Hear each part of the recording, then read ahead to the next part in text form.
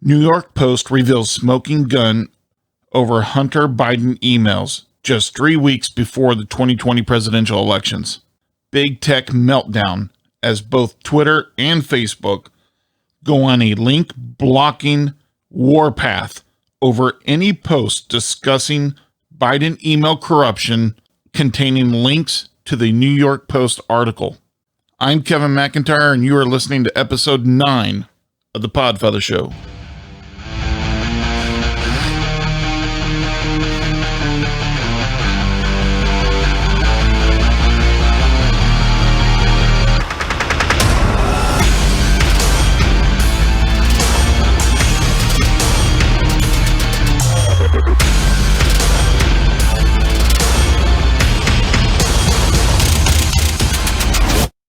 Welcome to episode 9 of the Podfather Show. We have a special show for you here this time. This one's a little bit bigger, a little bit broader, and definitely all over the place. This is unlike any other show that we've ever done so far. When researching for this podcast, I often found myself going off in different paths of information to gather the information or for this episode. I realized that there were so many different links and so many different paths of information that it was hard to keep track of everything. Taking notes became a job in itself. There was just pages upon pages of notes for this story. I realized that I needed to pick and choose which pieces of information needed to be told in this story. And although they all need to be told, there's only so much you can fit into a podcast. Regardless of which path of information, which article, which storylines or rabbit holes I wanted to follow in this story, they were always circling back again to the main story. It was like one big spaghetti bowl of information. It was just truly insane and how crazy this story is and how much there is to it. This isn't just a cut and dry story involving some scandal emails with one or two story plots and, that's it. That's the start. No, this is the making for a Hollywood movie. I'm not exaggerating. I would not be surprised at some point down the road this isn't turned into a movie. I mean, at the very least, this is definitely Lifetime movie quality material. Absolutely. The scandals that go into this are just so complex. It's absurd. It's just insanity trying to keep track of all of this. But we're going to do the best that we can here. However, I feel it important that before we discuss the storylines that everyone else is discussing right now, that we brush up a little bit on the backstory about all this. Because when this backstory was initially being told, and when it was initially in the news media, it was all discredited. Everyone was saying, "Oh, that's hogwash. That's fake. That's the Republican smear campaign and that kind of stuff." Everybody was saying it was all fake. There was nothing to it. Well, now it's come out that it's real. It's been real all along, which you and I already knew that, but it still deserves the time to not necessarily rehash, but to brush up on all that, to kind of paint the bigger picture of just how enormous this is. The New York Post just released an article on Thursday, October 15th, discussing the previously alleged emails about Hunter Biden and a multi-million-dollar scandal involving the Ukraine and one of China's leading energy companies. You likely remember these stories. It was a lot of what had to do with the Democrats wanting to impeach President Trump. In 2019, the Democrats wanted to impeach President Trump over a phone call. That phone call was placed by President Trump to the Ukrainian president. Now, the reason for that phone call, the Democrats wanted to ignore at the time because there was no real evidence of it. Well, there was obviously evidence of it because people knew about it, but the evidence wasn't made public. But that phone call was made by Trump for the purpose of asking the Ukrainian president to disclose and or assist with an investigation into Hunter Biden. The Democrats immediately lost their mind. They went on this warpath and rampage to have President Trump impeached. And many of us knew at the time that there had to be something there.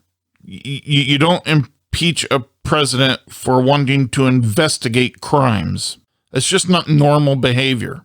And of course, the Republicans tried making this known to the Democrats. They tried saying, the Republican followers saying to the Democratic followers, hey, look, President Trump wasn't doing anything impeachable. He wasn't working with or aiding an enemy country. He was asking them to assist with an investigation into criminal activity by one of our citizens.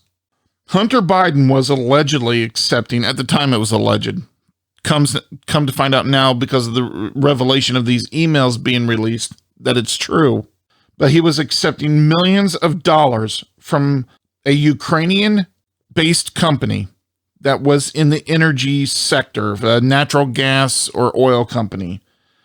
But there was something very peculiar about this company. This company, whose name is Burisma, has actually been investigated for corruption in the Ukraine. And the Ukrainian people were so upset with the corruption going on over there, not just with this company, but with the government itself, that they were revolting against the Ukrainian government. And that's a very, very important aspect to remember, because it involves the follow-up actions of, at the time, Vice President Joe Biden. But Hunter Biden had allegedly been involved in this company who was accused of corrupt business actions. And what's funny is that he was involved in the same type of actions with two different companies in two different countries, and there was corruption in both. These business dealings with both of these companies, one was in Ukraine, the other was in China, and both of these companies were in the oil or natural gas industry. And all of this took place while Joe Biden was vice president under the Obama administration. Now, what's peculiar about this is that during the time that all of this was taking place, Joe Biden was actually working as the top diplomat between the United States of America and Ukraine, and the top diplomat between the United States of America and China. And coincidentally, Hunter's engaged in activities with companies in both of these countries during the same time. In 2014, the Ukrainian citizens, as I just mentioned a second ago, were revolting against their own government because of being disgusted and fed up with the Ukrainian government's corruption. So President or Vice President Joe Biden, being the top diplomat, takes a trip in 2014, and he goes to Ukraine, Kiev, K-I-E-V, Kiev, and he goes there to help the new government and to get things in order, get things straightened out. So he goes to Ukraine in 2014 amidst all of this revolting and corruption going on. Under the Obama administration, this is while he was vice president. And so while he's over there, I guess they have their sit down, and they have their sit down, they discuss things, they get things ironed out. Ukraine puts in some sort of plan of action to appease their citizens. So Vice President Joe Biden comes home, and then 3 weeks later, Hunter Biden is miraculously and almost seemingly out of thin air appointed to board of directors of this same corrupt gas company, Burisma. Now, mind you, Hunter Biden has absolutely no working knowledge, no experience, no understanding of the energy industry at all, let alone natural gas or oil. Daddy's over there on a diplomatic trip for the United States. 3 weeks later, from out of nowhere, Hunter Biden is awarded this position. As part of the position Hunter Biden was awarded with Burisma, there are many reports. He was being, paid for this, receiving financial payments for this. And some of these reports indicate that he was making as little as $50,000 a month to $53,000, $54,000 a month. And some of these indicate that he was being paid as much as $1 million a year. And what's really odd about this is Hunter Biden is given this position and paid this much money, having no experience at all. I mean, I don't think he's even had a job at a gas station pumping gas. I mean, he has zero working knowledge of this industry. None whatsoever. I mean, let's face it, the man probably doesn't even pump his own gas. I mean, there is zero qualifications here. They'd be like you or I walking in there and being given a job making $50,000 a month working for this energy company in the Ukraine. After our daddy was just there 3 weeks earlier on a diplomatic trip, having a sit down with that government. I don't know about you, but to me, that smells of corruption in and of itself. Something just doesn't seem right there. Well, earlier in the year, Hunter Biden was discharged from the Navy Reserves. Many people don't know this, but Hunter Biden was actually active Navy reservist, and he had tested positive for cocaine usage while being an active Navy reservist. And then he's discharged for that test. Now, I'm not exactly sure what the procedure would be for any standard soldier who would test positive for cocaine, or I'm not even sure if it's standard procedure for soldiers to receive drug tests unless there's suspicion for such. Either way, whether there was suspicion or not, he received the test. He tested positive for cocaine usage and was discharged from the Navy Reserves. And what I really find alarming about this is that it wasn't a dishonorable discharge, which you would think that it would be. I could be wrong on this, but I would assume that being discharged from the Navy Reserves for failing a drug test would be a dishonorable discharge. There's certainly nothing honorable about it. Well, his discharge is classified as an administrative discharge. Now, I'm going to go out on a limb here and say this is likely because his dad's the VP of the president, or his dad's vice president of the United States at the time. And anyone else would have most likely received a dishonorable discharge. But, Hunter here, he's got the benefit of his dad being vice president of the United States, and so he just gets a regular discharge here.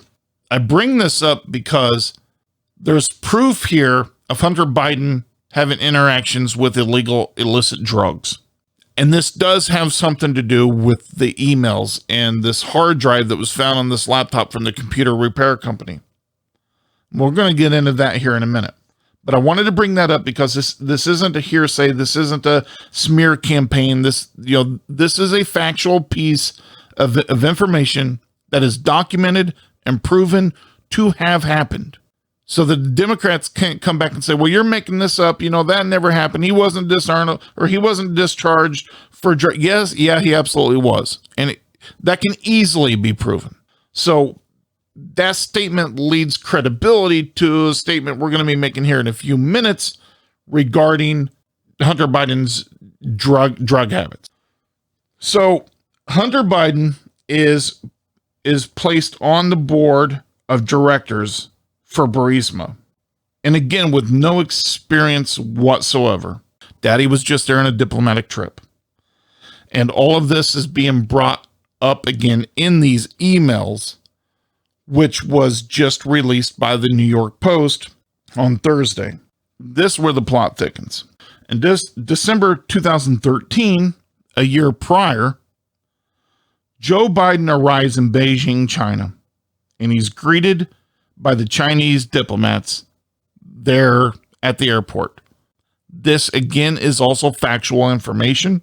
This isn't a smear campaign. This isn't, a conspiracy theory. This really happens.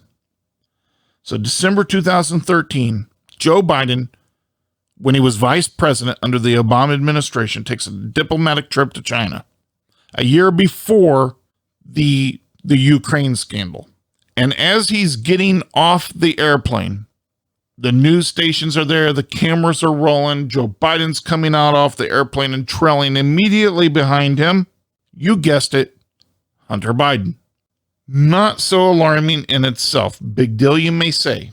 But remember that Joe Biden is saying that he's never discussed his son's overseas business dealings. And you're now seeing a picture painted here that every time there is an overseas business dealings with Hunter Biden, Joe Biden was there just a few short weeks beforehand, but he was there.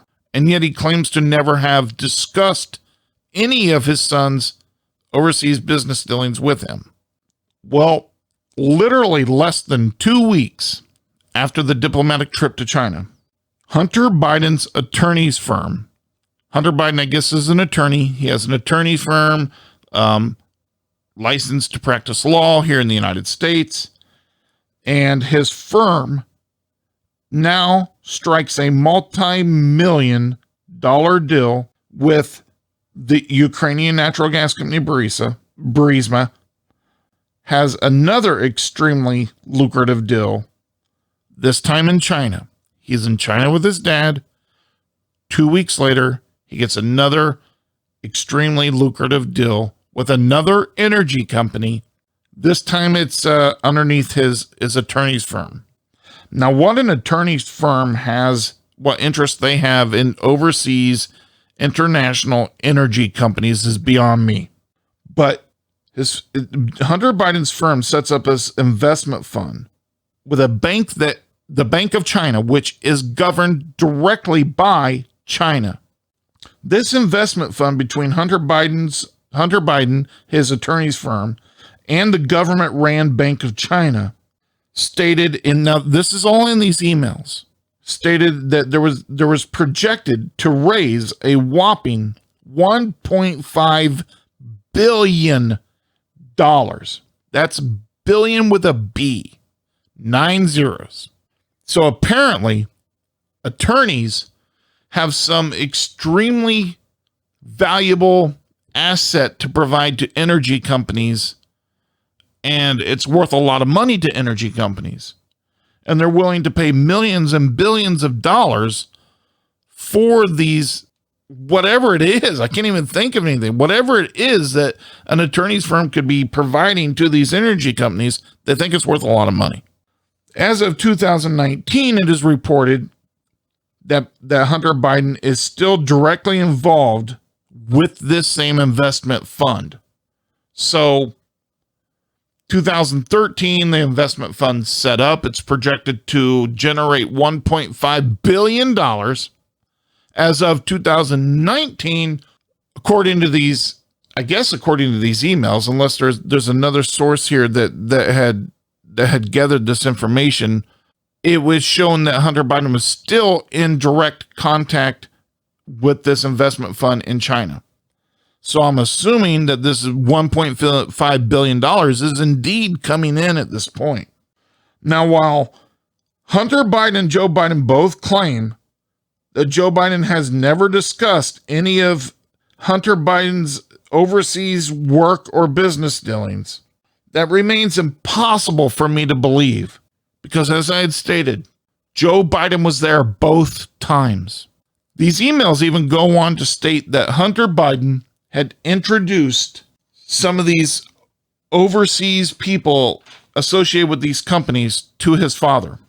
One email sent April 2015 by a Vadim Pozharsky, who was a top-level executive at Burisma and advisor of the board, sent this email to Hunter Biden actually thanking him for inviting him to Washington, D.C. and providing Vadim with the opportunity to meet Joe Biden in person and to speak with him at length as they had spent some time together. Joe Biden claims that they don't discuss Hunter Biden's overseas business dealings. Yet this Vadim Porsosky has indicated in these emails that it's because of Hunter Biden that he, in fact, did have an opportunity to meet Joe Biden in Washington, D.C.